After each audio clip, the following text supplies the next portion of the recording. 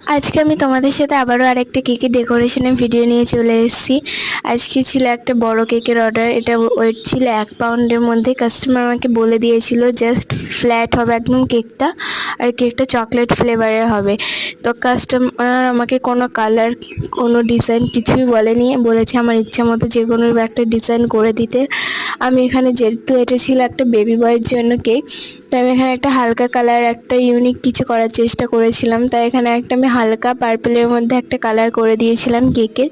আর আমাকে এখানে কেকে কাস্টমার একটা নাম লিখতে বলেছিল বেবি বয়ের, সেই বেবি বয়ের নামটা আমি এখানে লিখে দিয়েছি। তারপরে ছোট বড় মাঝারি সব সাইজের স্পার্কেল আমি অ্যাড করে দিয়েছি।